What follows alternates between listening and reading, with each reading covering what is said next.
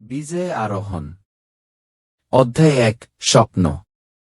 ঘূর্ণায়মান পাহাড় এবং ঘন বনের মধ্যে অবস্থিত ম্যাপলুডের ছোট্ট শহরে এলিজা নামে এক যুবতী বাস করতেন। ছোটবেলা থেকেই এলিজা তার নিজের শহরকে ঘিরে থাকা রাজকীয় পর্বত দ্বারা মুগ্ধ হয়েছিল। প্রতিদিন সে তাদের তুষারাবৃত চূড়ার দিকে তাকিয়ে থাকত, একদিন তাদের আরোহণের স্বপ্ন দেখত। তার বন্ধুরা এবং পরিবার তার আবেগের প্রশংসা করেছিল কিন্তু উদ্বিগ্ন ছিল। এলিজা, তার বাবা বলবেন, পর্বত আরোহণ কঠিন এবং বিপজ্জনক। আপনি কি নিশ্চিত যে এই পথটি আপনি নিতে চান? কিন্তু এলিজা স্থির ছিল। তিনি তার অবসর সময় কাটিয়েছেন আরোহণের কৌশল গবেষণা, মানচিত্র অধ্যয়ন এবং তার শক্তি তৈরি করার জন্য কাজ করে। তিনি স্থানীয় ক্লাইম্বিং ক্লাবে যোগ দিয়েছিলেন এবং পরিশ্রমের সাথে প্রশিক্ষণ দিয়েছিলেন, যদিও পথটি সহজ ছিল না। তার মুখোমুখি হওয়া প্রতিটি বাধাই তার সংকল্পকে উস্কে দিয়েছিল। অধ্যায় ২। চ্যালেঞ্জ। বছরের পর বছর প্রস্তুতির পর এলিজা অবশেষে সিদ্ধান্ত নেন যে এটি তার স্বপ্নের চেষ্টা করার সময় এসেছে, এই অঞ্চলের সর্বোচ্চ শিখর মাউন্ট ক্রেস্টউড আরোহণ করা।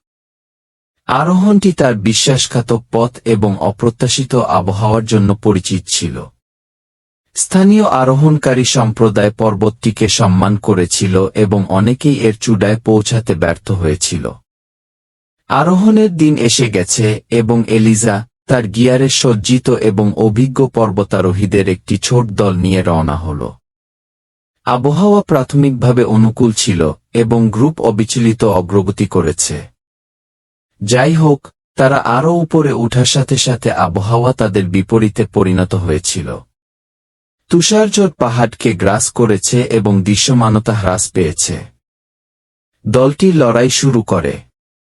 একের পর এক পর্বতারোহীরা বাদ পড়েন, ক্লান্তি এবং কঠোর অবস্থার কারণে চালিয়ে যেতে পারেননি। এলিজা নিজেকে একা পেয়েছিলেন, ঝড় ও পাহাড়ের মুখোমুখি হয়েছিলেন যেটি তার সামনে ছিল। তিনি ফিরে যেতে প্রলুব্ধ হয়েছিল, কিন্তু তার স্বপ্ন এবং কঠোর পরিশ্রম তাকে এগিয়ে নিয়ে যায়। অধ্যায় ৩। সংগ্রাম।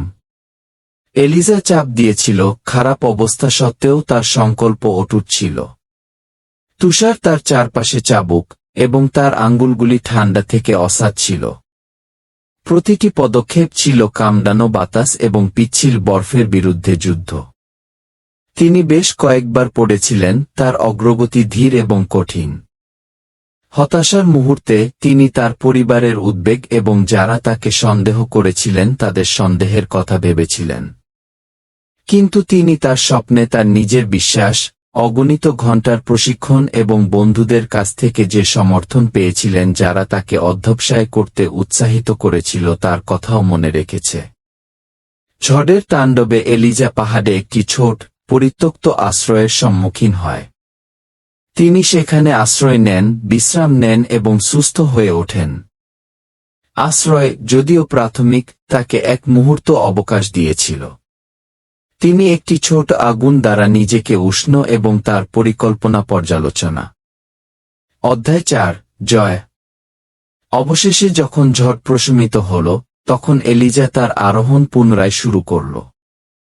সামনের পথটি এখনও চ্যালেঞ্জিং ছিল, কিন্তু ঝড়টি পরিষ্কার হয়ে গেছে, নিচে বিশ্বের একটি শ্বাসরুদ্ধকর প্যানোরামা প্রকাশ করেছে। তিনি চূড়ান্ত খাড়া চড়াই সতর্কতার সাথে নেভিগেট করেছিলেন, প্রতিটি ধাপ তার অধ্যবসায়ের প্রমাণ। কয়েক ঘন্টা আরোহণের পর তিনি মাউন্ট ক্রেস্টউডের চূড়ায় পৌঁছেছিলেন। চূড়ার উপরে দাঁড়িয়ে এলিজা নিচের বিস্তীর্ণ ল্যান্ডস্কেপের দিকে তাকাল, মেঘগুলি একটি উজ্জ্বল সূর্যাস্ত প্রকাশ করতে বিচ্ছিন্ন হয়ে যায়। দৃশ্যটি তার কল্পনার চেয়ে আরও দুর্দান্ত ছিল। ক্লান্ত কিন্তু উচ্ছ্বসিত, তিনি একটি গভীর শ্বাস নিলেন এবং বিজয়ের মুহূর্তটি উপভোগ করলেন। অধ্যায় ৫। উত্তরাধিকার। যখন এলিজা পাহাড়ে নেমেছিলেন, তখন তাকে আরোহণকারী সম্প্রদায়ের পক্ষ থেকে উল্লাস দ্বারা স্বাগত জানানো হয়েছিল যারা তার যাত্রা অনুসরণ করেছিল। তার অধ্যবসায় এবং সংকল্পের গল্প অনেককে অনুপ্রাণিত করেছিল এবং তিনি স্থিতিস্থাপকতার প্রতীক হয়েছিলেন। এলিজা ম্যাপলুডে ফিরে আসেন এবং সম্প্রদায়ের সাথে তার অভিজ্ঞতা ভাগ করে নেন, অন্যদের অটল উৎসর্গের সাথে তাদের স্বপ্নগুলি অনুসরণ করতে উৎসাহিত করেন। তিনি আরোহণ অব্যাহত রেখেছিলেন, শুধুমাত্র নতুন উচ্চতা জয় করতেই নয়, অধ্যবসায়ের শক্তি সম্পর্কে অন্যদের শেখাতে এবং অনুপ্রাণিত করতেও। তার যাত্রা এই ধারণার একটি প্রমাণ ছিল যে সাফল্য কেবলমাত্র গন্তব্যে পৌঁছানোর জন্য নয়, বরং পথের চ্যালেঞ্জগুলিকে অতিক্রম করার বিষয়। নিরলস প্রচেষ্টা এবং তার স্বপ্নে বিশ্বাসের মাধ্যমে এলিজা দেখিয়েছিলেন যে অধ্যবসায়ই প্রকৃতপক্ষে সাফল্যের চাবিকাঠি। এবং বছরের পর বছর যেতে যেতে তার গল্প অগণিত অন্যদের অনুপ্রাণিত করতে থাকে, তাদের মনে করিয়ে দেয় যে এমনকি সর্বোচ্চ শিখরগুলিও দৃঢ় সংকল্প এবং অবিচল হৃদয় দিয়ে জয় করা যায়।